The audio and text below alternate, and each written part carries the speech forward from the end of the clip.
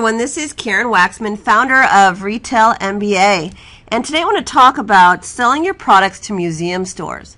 Now, the reason I wanted to talk about museum stores is because I love coming up with new, interesting ways for people to make money with their products. That's what I do. That's my whole business. It's like, if you have a new product or an interesting product and you're trying to make money at it, I'm going to think about every single possible way to support you in that process. And some of it relates on you going after markets that maybe your competitors are not going after.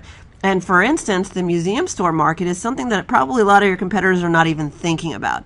And so I love talking about this stuff. And so I'm going to talk quickly about the museum store market and things to think about in that space. And then ultimately, if you want to learn more about that, you can learn how to actually sell to these stores through my Retail MBA program. So anyways, let's talk about selling to museum stores. So the reason why I mention museum stores is because there is a museum probably in every city, county, state, all across the country, all across the world. And there's probably hundreds of thousands or more of these museums everywhere.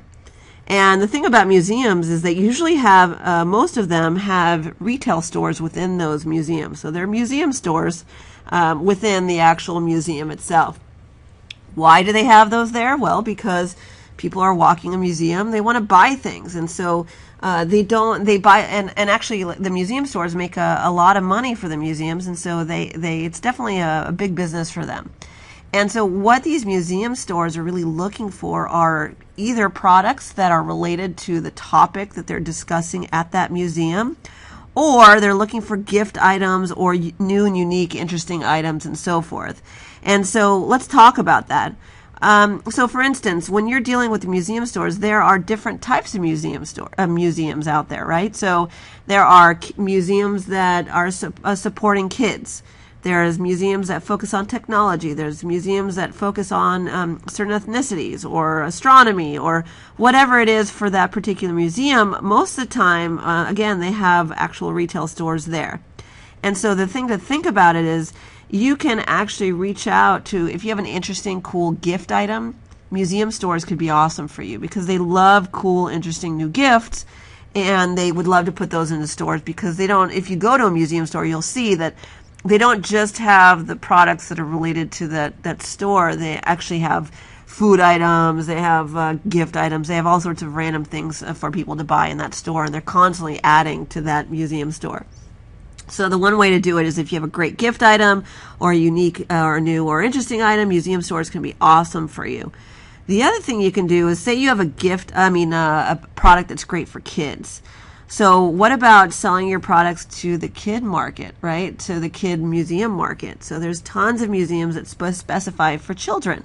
And so maybe you reach out to all the children museum stores and so forth. And so that's another way that you can do it. If you have a great product for kids, go after the children museums. They have stores there and there are buyers there who buy products. And you can actually make a really interesting and nice living off of that.